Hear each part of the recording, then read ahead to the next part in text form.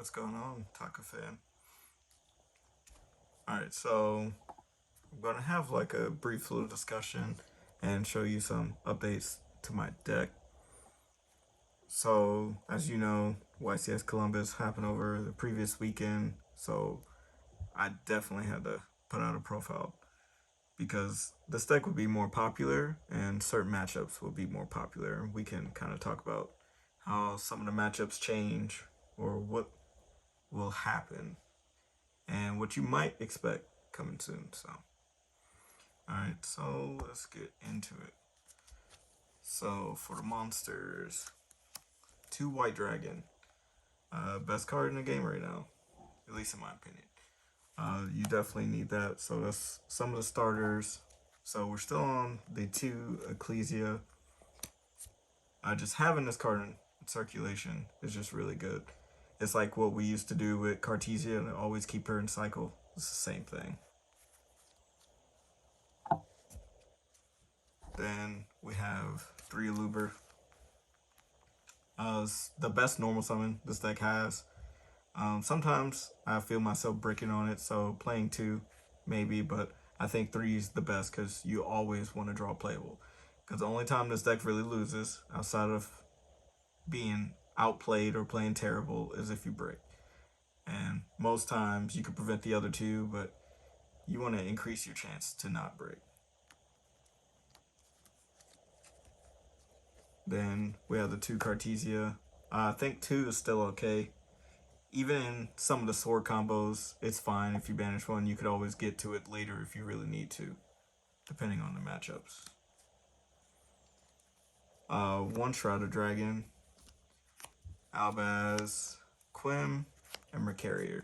So I'm thinking about bumping this card to multiples, and we'll probably talk about that in a little bit. But everything else seems fine. Unfortunately for me, I always draw her. I mean, it's fine, but most times you really don't want to see it in your opening hand. It makes some of your cards worse, but it's still playable. And then reintroducing original Ecclesia. So this comes up a lot. So I started testing this at the end of the last format because Nadir Servant became a little bit more popular, and it made a lot of sense to play it then, and it makes even more sense to play it now, especially because of the decks that are being played now. They're kind of more mid-rangey, so it's kind of okay if you extra deck lock yourself. Most times you want to do it at the end. Sometimes it's a little weird when you extra deck lock yourself going second, but most times they've hand trapped you. So as you're playing, you just need more ways to play, and she helps. And then I'm still playing 2 Bestials in the main deck. So in the prior build, I was playing multiples in the main, but it was just for the tournament I was going to that day. But definitely, Magnemite is even more insane. Not just for searching dragons, it actually helps you in the Cool Tomb matchup. So the reason why I say that is because you always want to see new cards, because they're going to look at your hand. So anything that allows you to shuffle your deck is really good, because most of the time they just lose to cards that they don't know that are in your hand. And Saranir is good for chain blocking stuff. And then for spells, best spell, Brain Fusion. Makes sense why it's at 1. It's whatever either way. 3 High Spirits. This card is silly. I've been saying that since this card was printed. This card literally is a better Brain Fusion a lot of times, and a better Nadir Servant, and it's good for chain blocking stuff too. 3 opening, so because I'm not playing a hand trap build, as you saw, I think this card's a little bit better. And like I said earlier, you really don't want to break. So sometimes it does suck if you open 2, but you just use one and discard the other, depending on your hand. And the Destruction Protection effect is low-key kind of good too. It comes up a lot more than what you'd expect. And then because we played the Ecclesia, we decided to go back to the Nadir Servant. This card is really good. Even though it extra locks you, you don't really care whenever you activate this, like before you side. But depending on the matchup, you do side one or two of these out. Like if you go second and you want to keep it in. Fallen the Virtuous, definitely need this card. Because we're playing branded, we actually take advantage of the reborn effect a lot more than a pop. But the pop is just enough to be a threat to your opponent most times, especially against like Cool Tune. It forces KTS to be activated a lot earlier because you just pop their normal summon. It forces them to play, and that's kind of what you want to do. You want to activate your cards at the correct time and make it to where you make them misplay while you avoid misplaying. But if you activate your cards weird, you could make yourself misplay too and just lose. But the matchup is very favorable, so no need to make it unfavorable. And now I'm playing some breakers. So I was always playing Crown ever since this card came out. I hyped this card up and was telling everybody they need to pick it up before it went up. Obviously it was expensive then, but it's more expensive now. But this card's really good. Just this card says you don't die, so that's what matters. And if you know branded, if I get another turn, more than likely I'm gonna win. So the name of the game is survive. You survive, you win, as long as you play correct. Which this deck you can easily make mistakes. Even as experienced as I am with the deck, from time to time, depending on the situation, I might make a small misstep because of something I might have did like 3 turns prior maybe. Even though I've made plans ahead, sometimes you can't, just predict how it's gonna go. And then Super Poly, this card as a threat against Cool Tune is actually pretty funny because they see it in your opening hand. A lot of times they start making misplays just because they see it in your hand because they're trying to make a small board that doesn't just get blown out by this card, but they forget we're playing, a fusion deck. So I'm going to get materials one way or the other, but at least if this makes you make a worse board, then it's fine. Sometimes it works out, sometimes it doesn't. But for the most part, if you use this, you're probably in a really good position. And then we're playing traps. So the 1 Retribution and 1 Sword. Not really much to say about that. I think this card has a home in this deck, in this format at least. This comes up a lot, especially with Branded Fusion going back to 1. You definitely want to find ways to get your resources back. Yes, it could be a brick because it doesn't do anything by itself, but so is Retribution. But even having like good cards to discard is good. Like that's the best these cards are, is for discarding most times. And then the last 3 cards is Spark. So as you saw, I was not playing Fua. The reason why is because I prefer to side it, and I don't want to have that opportunity or chance to open Spark, use it, or be forced to use it, and then top deck Fua, and then now I have an unplayable card. Even with High Spirits, I would just want every card that I have in my deck to be playable. And it's actually pretty good, because if you combine that with the breakers that we're playing, it becomes even more crazy. Then for the extra, so we have the 1 Ecclesia. Not much to say about this. This card is your deck's lifeline in the extra deck whenever you go first. Mirror Jade, not much to say. This one's a little bit different, but I'm playing Sanctifier. Yes, I do love this card, but there's actually reasons why I keep this in here.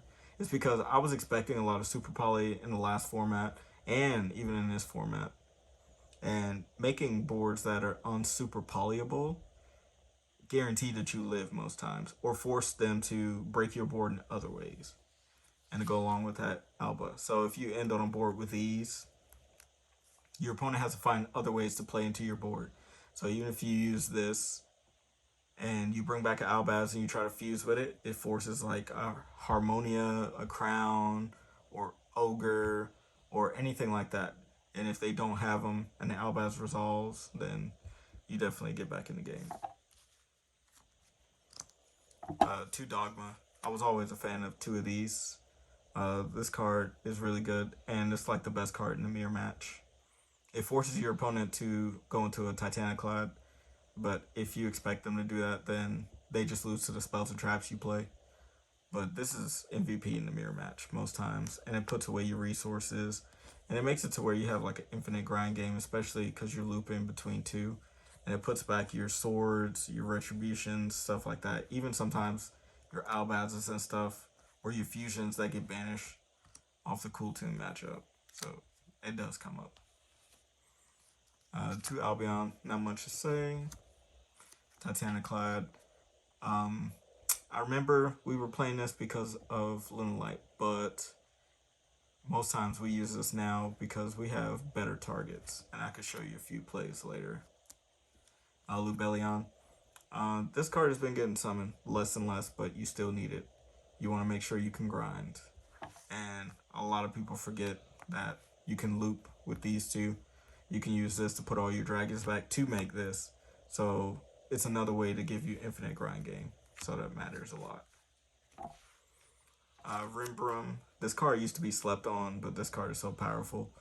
Just sending it during your turn and just having a threat of forcing your opponent to have Ghost Spell or DD Crow or something like that to stop your Albaz. This card helps you live, and if you summon it, this card bounces cards. So you could bounce Bestials, you could bounce like any random card, to be honest, like monster-wise. We're reintroducing Aquarius. So before I was not playing any targets for Dust Dragon, but as you saw in my main deck, I'm playing more spellcasters. So I end up playing 2 Dust Dragons as well, only because I increased my spellcaster count in my deck. If I played the lower count like I was prior, I would probably still play 1. But it does come up. Another reason why I did decide to play a second is because for some reason, maybe it's just my luck, I always draw the spellcasters with high spirits. So I kept running into issues of, man, I need something to fuse with Cartesia.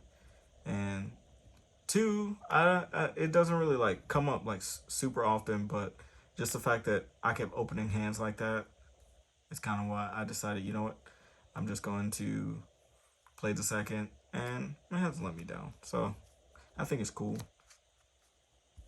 And then the last card, 1 Chaos Star Source. So we just need a way to pop back row. This card is cuttable, but I would not cut it, only because you just never know. Whenever you need to just pop like floodgates, or you can go into this easily with like Lubellion or Albion sometimes. It does come up, and it does have that random banish effect too that can modulate levels.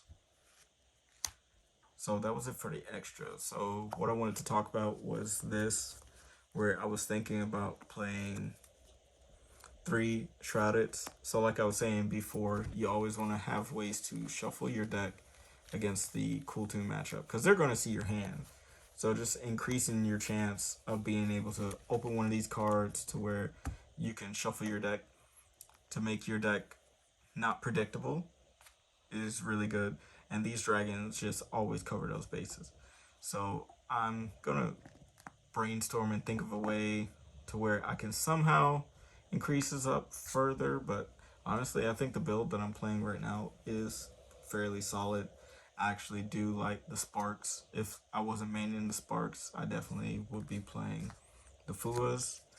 So I'm just gonna have to figure out something else in order to play multiples of these. But drawing cards is good, and fixing your hand is good too. And because of the breakers that you play, sometimes you might have like some weird hands. Because I can show you, like, just think about it. Like, we got the 3 Sparks. Those are weird to draw. Super Poly is weird to draw if you don't have a decent hand. Drawing Crown could be weird. Like high spirits with no targets, or just the wrong targets sometimes is weird. But most times this card's just been fantastic. And then like there's always these monsters too.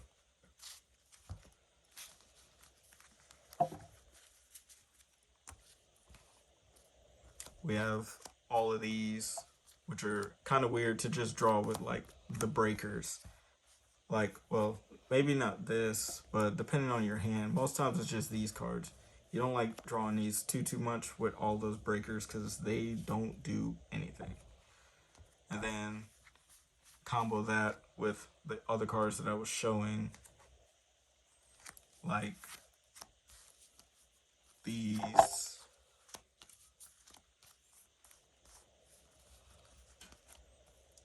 It's kind of odd.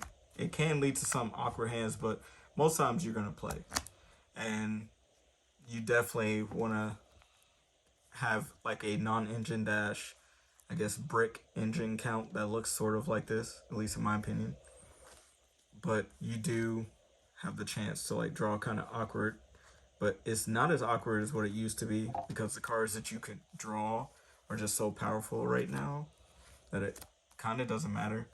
But like I said, as long as you draw playable and play correct, you should be fine. You'll probably win most of your matches, to be honest. But it's glad to see that this deck is a lot more powerful now and people are respecting it more. So expect some weird side deck cards and probably going to hit you with one of these Secretarion jump scares because this card is going to be coming back. Especially because Jesse won, so people might want to play Draco Tail again. And even if not, mirror matches are going to be more popular, and this could do so well in mirror matches. It's just this card loses to so many other spells and traps, and you saw the breakers that I was playing, so it definitely loses to a card like Spark, which is fine if they triggered it. Forces me to have Super Poly. Normal Summon Albats is good into this, but it loses to so many cards. Crown, you definitely want to draw this card, especially against this, because yeah, it sticks around on the field, but because we play Lenatus, you can just contact fuse it anyway. So regardless. But yeah, I'm definitely thinking about playing this as well. I'm just not too sure, but these are probably the 3 cards that are up on the chopping block to be cut. If I cut Dust Dragon to play 1, I'm just gonna have to play better. It is what it is. I definitely don't mind, but I think 2 is really good. I'm enjoying it, at least. Aquarius, it's okay. It just drains the Cool Toon monster's attacks to 0. I don't know if that's gonna be too much, but the float effect is good too, but that loses to like Ogre if they draw it, or Harmonia. So whenever you go for the Albaz float with this, it kind of gets like dumpstered. So, but you just gotta keep that in mind. But it'll probably end up being Queritus, and I would prefer not to side extra deck monsters if I don't have to. But yeah, those are just my thoughts. Why don't y'all let me know what y'all think in the comments below. Peace.